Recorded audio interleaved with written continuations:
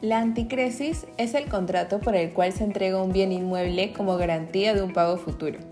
Así, la propiedad pasa a manos del acreedor, permitiendo que éste perciba las rentas provenientes del uso y explotación del activo. En otras palabras, la anticresis es un pacto entre dos partes en la que una parte, como garantía de pago, le entrega a otra, en caso de no cumplir con su pago, un bien inmueble. Cuando, con los beneficios del bien inmueble o el pago del deudor, desaparezca la deuda, entonces el bien inmueble vuelve a manos del deudor. En todo caso, durante el tiempo que lo posea el bien inmueble el acreedor, este tendrá el derecho de percibir las rentas del uso y la explotación y sus frutos del bien en rango de ley.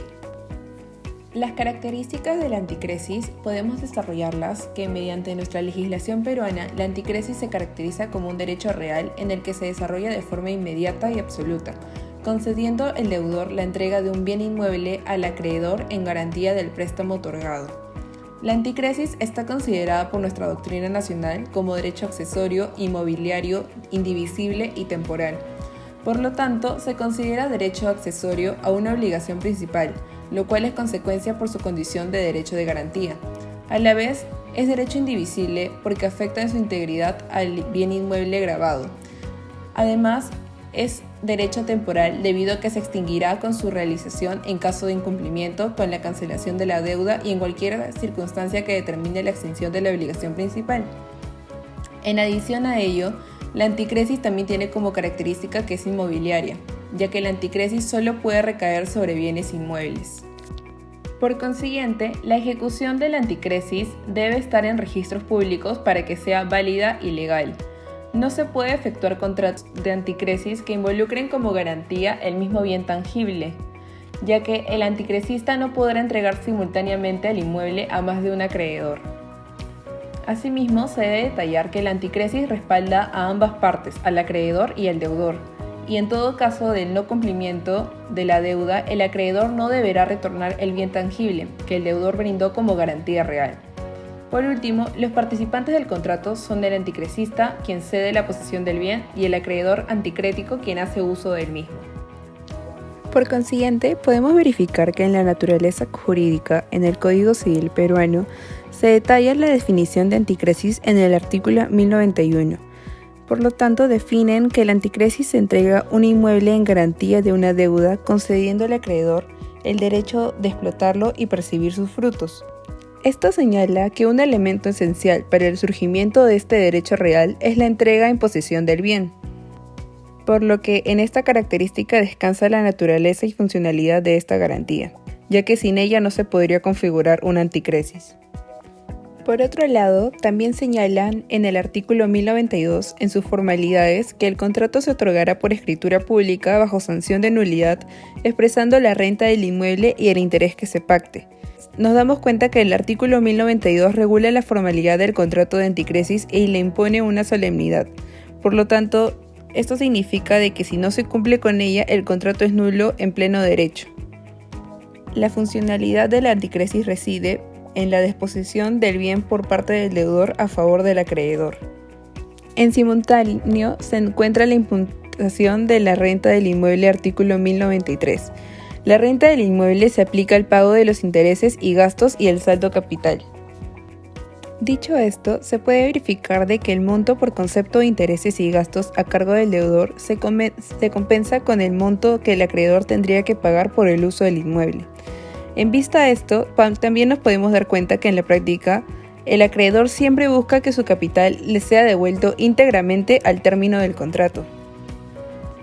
También podemos detallar que en el artículo 1094, en las obligaciones del acreedor anticrético, se puede disponer que las obligaciones del acreedor son las mismas del arrendatario, excepto la de pagar la renta.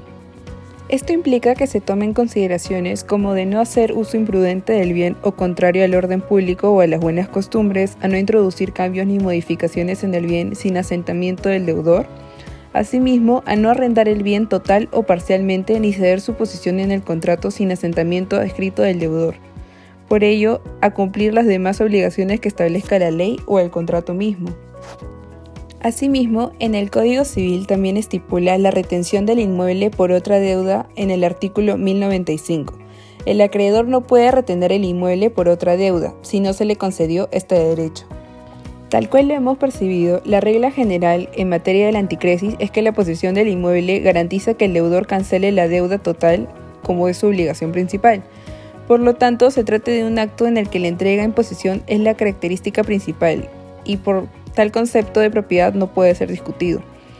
Esto significa de que de por sí el propietario del bien puede enajenarlo a un tercero sin ningún problema, pero también se tiene que tener en cuenta y preverlo que se debe contar con la debida diligencia de ese tercero, ya que lo obligará a por lo menos darse cuenta de quién posee el bien, lo hace virtud de un título anticrético.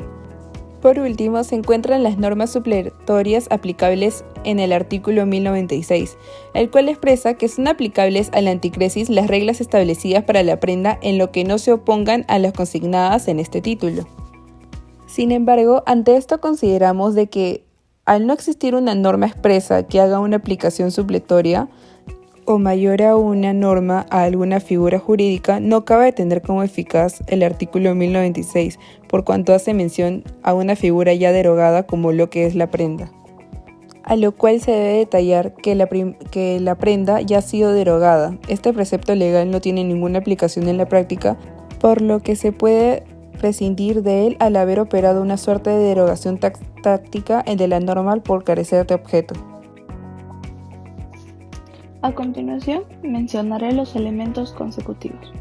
Comenzamos por los sujetos, que son, en primer lugar, el acreedor anticrético. Cuando hablamos de acreedor, puede tratarse de una persona natural o jurídica. Es quien aporta el dinero en préstamo o crédito, y de esta manera se crea la obligación principal. Este debe gozar de plena capacidad como para enajenar y adquirir bienes. Se le denomina acreedor anticrético o poseedor anticrético, a cuyo favor se establece la garantía real. En la constitución del negocio jurídico de préstamo de dinero con garantía anticrética, el acreedor puede intervenir directamente o mediante un tercero, y este debe hacerlo con las facultades que establece el artículo 156 del Código Civil. En segundo lugar, está el deudor anticrético, en donde su participación puede ser de manera directa o mediante un tercero.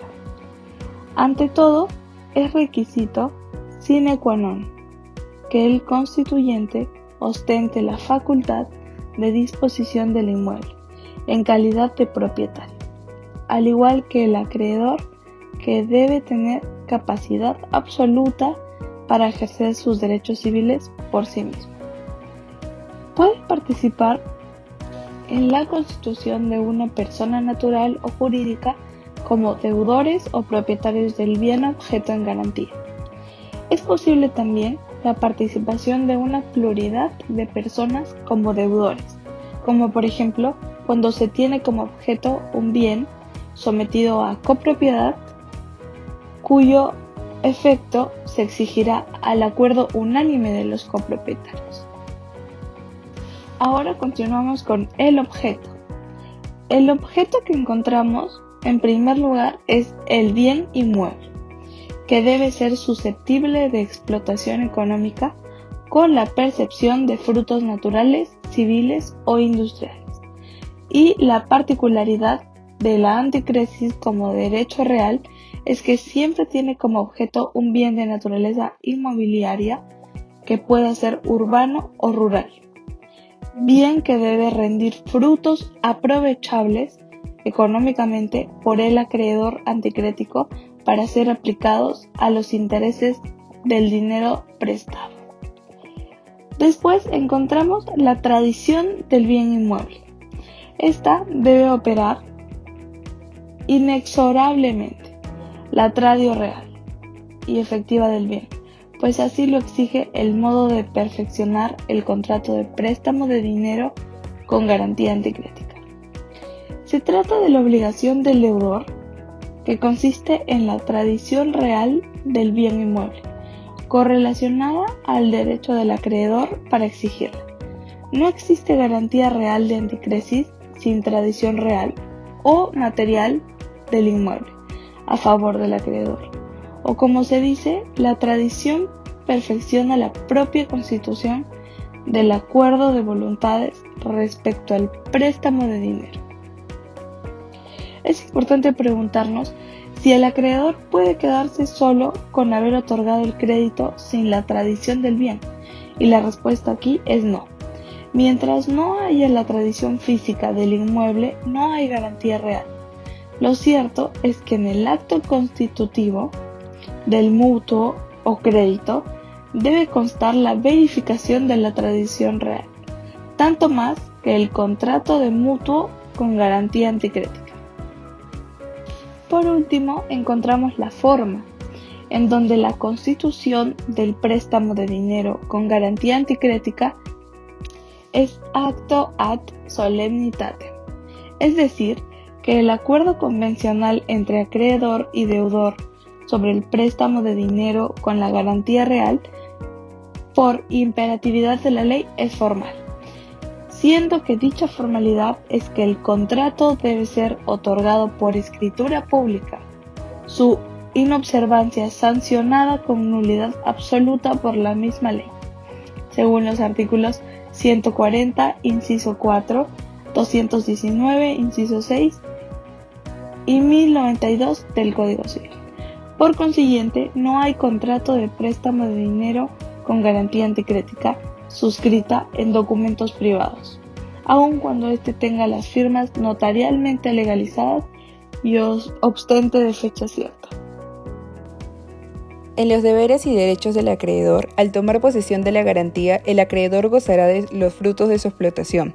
Es por ello que un ejemplo claro puede ser de que en el caso de que sea un departamento puede ocuparlo y ahorrar en el pago de rentas, o también puede arrendarlo a un tercero recibiendo la respectiva prestación periódica por parte de los inquilinos, siempre y cuando lo especifique el contrato y la persona deudora esté consciente de ello. El acreedor tiene la obligación de custodiar la integridad de la propiedad y velar por su bienestar.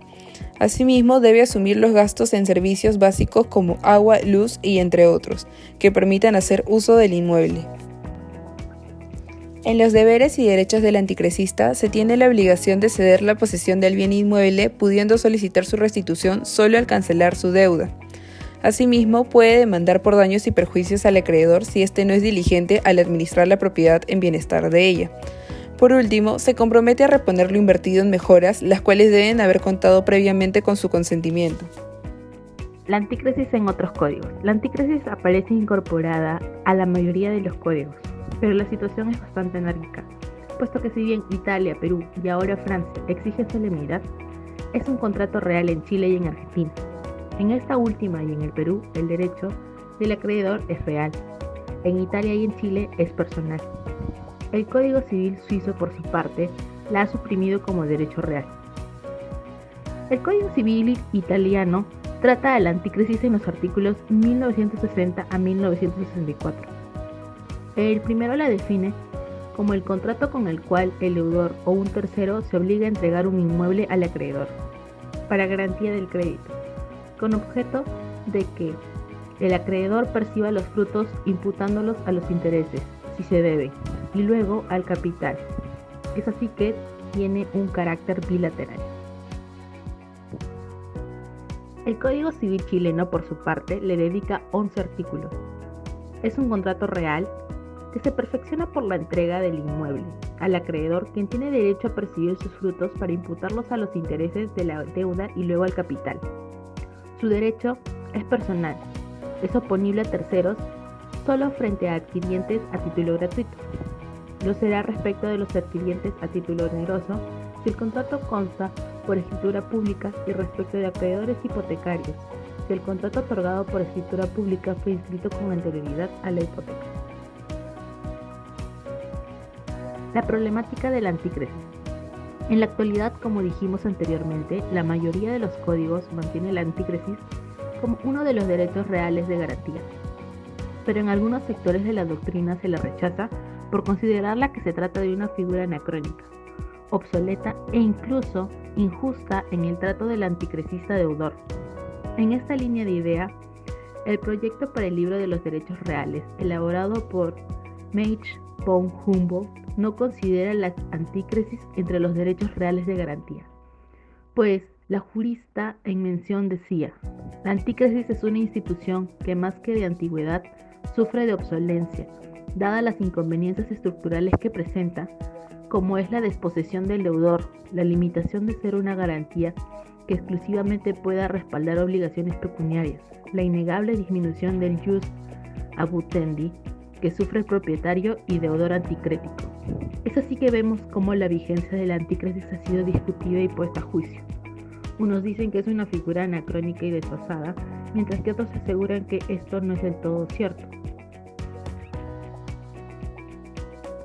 Sin embargo, deberíamos preguntarnos qué hace que la antícresis siga presente en los códigos civiles de todo el continente, al igual que en los códigos de muchos otros lugares del planeta. Así vemos cómo el uso de la antícresis es muy expandido y tiene gran vitalidad en el mundo rural, así como en las pequeñas ciudades del Perú y de toda América Andina. La mirada desaprensiva de la antícresis se debe a que los funcionarios de los grandes contratos no conocen que esta modalidad resuelve de manera ágil y apropiada necesidades económicas que otros contratos no atienden, debido a que no se trata de problemas anacrónicos ni premodernos, sino de problemas de todos los días, en los que el dinero que se necesita no siempre es enorme, los plazos de devolución no son a 10 o 20 años y se dispone de una propiedad de reducido o mediano valor para que ingrese a ese mercado como garantía. Una vez culminada la explicación de la figura de la antícresis, se pasará a explicar sobre el reglamento de descripciones de bienes vinculados a la pequeña minería y minería artesanal. El Estado peruano, en la búsqueda por erradicar la minería ilegal y contribuir a su formalización, decidió autorizar a la Superintendencia Nacional de los Registros Públicos, SUNARP, para que ésta emita las disposiciones administrativas que permitan regular los bienes inscribibles y actos obligatorios en el registro de bienes muebles vinculados a la pequeña minería y minería artesanal, conforme a lo establecido en el artículo 12 del Decreto Legislativo número 1100. Es así como el 8 de mayo de 2012 se publicó la resolución número 106/2012 de la SUNARP, la cual sería reemplazada aproximadamente un año después por la nueva resolución número 091/2013 de la SUNARP, que aprobó el nuevo reglamento, actualmente vigente. Antes de continuar, es necesario definir qué se entiende por pequeña minería y minería artesanal. En primer lugar, la pequeña minería es aquella cuya actividad es realizada sobre los 1000 hasta 2000 hectáreas, o cuya actividad cuenta con una capacidad productiva que varía entre los 25 y 350 toneladas métricas por día. Por otro lado, la minería artesanal se presenta cuando la actividad es realizada entre los 100 hasta 1000 hectáreas, o la actividad cuenta con una capacidad productiva menor a 25 toneladas métricas por día. Bien, ahora será preciso mencionar los aspectos generales del reglamento.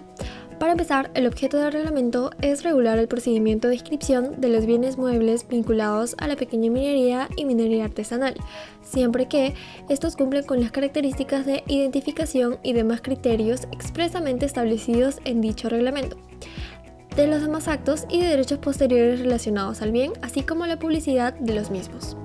En cuanto a su naturaleza, se sabe que es un registro jurídico de bienes que forma parte del registro de bienes muebles a cargo de los organismos desconcentrados de la SUNARP.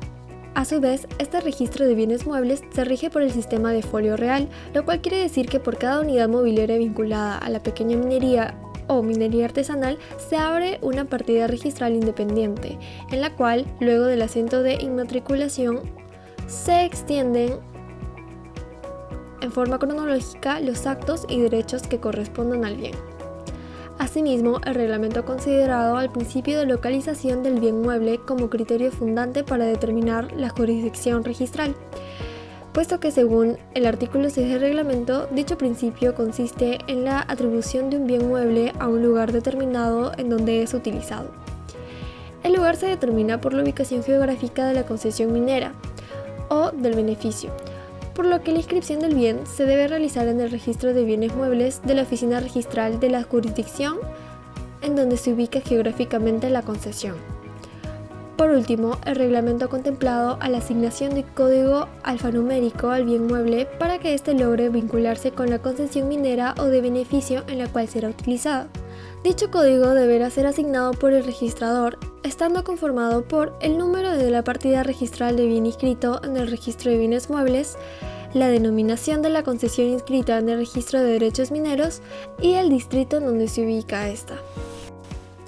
Aclarado ello, explicaré los puntos más relevantes que deben ser tomados en cuenta en el procedimiento registral, el cual se inicia con la presentación del título en la oficina del diario y concluye generalmente con su inscripción.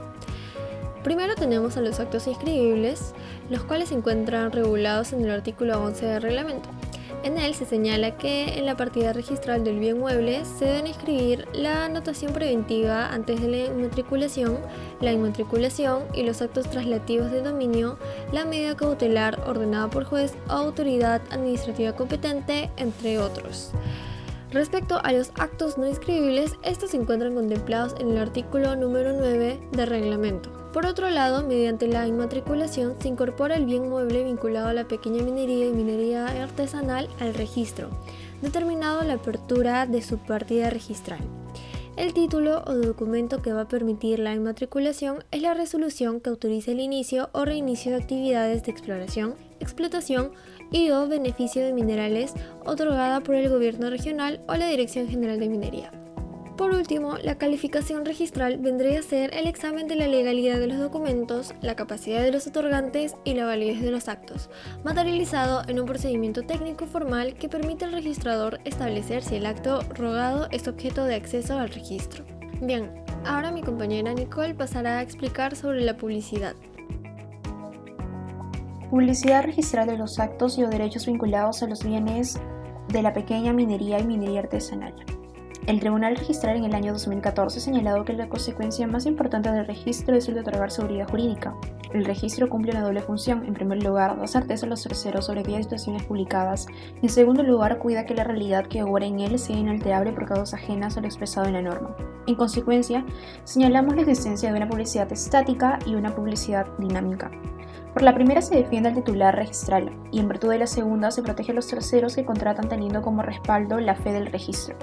Además de la existencia de principios registrales que conjuntamente contribuyen a que la seguridad jurídica publicada por el registro se materialice. En la presente diapositiva evidenciamos un fragmento de la obra del autor español José Manuel García García y a partir de ello consideramos que lo que se publicitan en sí son las situaciones jurídicas nacidas de esa relación, que no toda situación jurídica puede tener acogida registral debido a la existencia del principio de tipicidad o numerus clausus, según el cual es la propia ley la que determina expresamente qué clase de situaciones jurídicas merecen ser publicitados. Así, por ejemplo, el artículo 438 de la Ley General de Sociedades y el artículo 4 del Reglamento del Registro de Sociedades señalan que los contratos asociativos no son actos inscribibles en ese registro. Por el contrario, los contratos asociativos referidos a las concesiones mineras sí son inscribibles en el registro de los derechos mineros, en virtud del artículo 204 de la Ley General de Minería. La publicidad registral formal alude a los diversos medios electrónicos o en soporte papel de los cuales se vale el registro para garantizar que toda persona pueda acceder al contenido de las partes registrales, la obtención de información de su archivo registral. Cabe hacer mención que la publicidad registral simple, la cual tiene carácter meramente informativo, consiste en la obtención de información del archivo registral en forma presencial en una oficina registral o de manera virtual a través del servicio de publicidad registral en línea. Entre las formas para obtener la publicidad registral tenemos la exhibición, la cual consiste en la consulta directa por parte del administrado de los títulos archivados para obtener la información que considere relevante. Visualización. A través de ella se puede acceder a las partidas registrales o títulos archivados conservados en medios informáticos. La copia informativa es la copia simple de la documentación que conforma el título archivado o de la impresión de la partida registral, inclusive aquellas que se originan en tomo o ficha. La búsqueda a través de los índices informatizados contiene información extraída de la partida registral, tales como el nombre o denominación de la persona natural o jurídica, titular, el número de la partida registral y otros datos relevantes. La boleta informativa consiste en la emisión de datos obtenidos sobre la base de información proporcionada por los índices o asientos registrales, a través de los campos estructurados obtenidos de manera automática por el sistema informático registral. Además, estas se podrán emitir con el mismo contenido del certificado de gravamen, pero sin la certificación del registrador o abogado certificador, las cuales tendrán la calidad de manifestación. La publicidad registral certificada tiene carácter de instrumento público y da fe a la información contenida en el registro, pues es emitida por el registrador, abogado certificador o certificador debidamente autorizado. En los certificados literales se especifica el nombre del propietario de un bien inscrito en una determinada partida registral, y en los certificados compendiosos se expide mediante el formato aprobado por la SUNAR, conteniendo información registral sintetizada que permite acreditar la existencia, inexistencia o vigencia de determinada inscripción o anotación registral. Dentro de este grupo encontramos al certificado registral, el cual acredita la titularidad, descripción, cargas y gravámenes vigentes respecto del bien. En segundo lugar, el certificado de cargas y gravámenes. El artículo 51 señala que este debe contener la indicación del titular registral y necesariamente las siguientes características: código alfanumérico, tipo de bien o maquinaria, número, serie y marca. Si bien ha sido dado de baja, deberá publicitarse dicha circunstancia. También se indicará en forma resumida las afectaciones, limitaciones, cargas y gravámenes vigentes, así como los títulos pendientes al momento en que se solicita, el certificado positivo, el certificado negativo y el certificado de vigencia, el cual acredita la existencia y eficacia del acto o derecho inscrito en determinado registro a la fecha de su expedición. Por último, mencionamos que el reglamento de inscripciones de bienes vinculados a la pequeña minería y minería artesanal solo ha previsto en la norma la emisión de dos clases de publicidad formal: el certificado de gravamen, es decir, la publicidad registral certificada, y la boleta informativa, publicidad registral simple.